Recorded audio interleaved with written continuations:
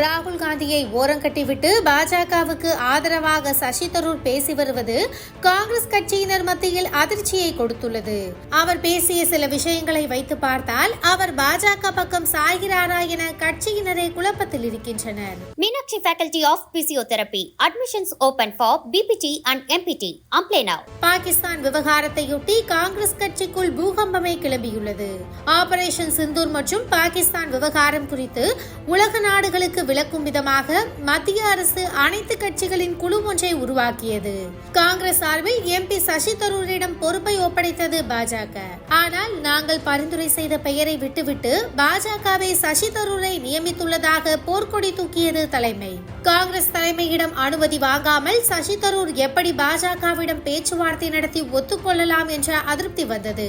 ஆனால் இதையெல்லாம் கண்டுகொள்ளாத சசி தரூர், எனக்கு என்னுடைய மதிப்பு தெரியும், நாட்டிற்காக நான் இதனை செய்கிறேன் என வெளிநாடுகளுக்கு பயணம் மேற்கொண்டார். அவர் பாஜகவில் இருக்கிறாரா, காங்கிரஸில் இருக்கிறாரா என கட்சியினரே கேள்வி எழுப்ப ஆரம்பித்தனர். இந்த நிலையில் அமெரிக்க அதிபர் டிரம்ப் போரை நிறுத்த சொன்னதால் தான் பிரதமர் மோடி சரணடைந்தார் என குற்றச்சாட்டை முன்வைத்தார் எதிர்க்கட்சி தலைவர் ராகுல் காந்தி.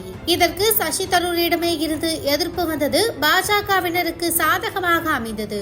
தாக்குதலை நிறுத்த இந்தியாவை வற்புறுத்த வேண்டிய அவசியமில்லை, மூன்றாம் தரப்பு தலையீடு எதுவும் இல்லை என ராகுல் காந்திக்கு எதிரான கருத்தை தெரிவித்து ஷாக் கொடுத்தார் சசி தரூர். அதேபோல் காங்கிரஸ் கட்சியில் தான் இருக்கிறீர்களா என கேட்ட கேள்விக்கும், நான் மக்களால் தேர்ந்தெடுக்கப்பட்ட நபர், எனக்கு இன்னும் 4 ஆண்டுகள் பதவி இருக்கிறது என மழுப்பலான ஒரு பதிலையே கொடுத்துள்ளார். இதனை வைத்து அவர் பாஜக பக்கம் சாய்கிறாரா என அரசியல் வட்டாரத்தில் பேசப்படுகிறது.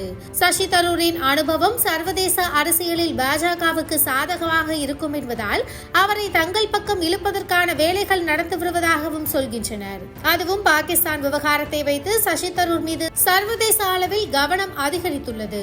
ராகுல் காந்திக்கு எதிராகவே அவர் வெளிப்படையாக பேசியுள்ளதை வைத்து இருதரப்பினருக்கும் இடையே வார்த்தை மோதல் வலுத்துள்ளது. Meenakshi Faculty of Physiotherapy. Admissions open for BPT and MPT. Apply now.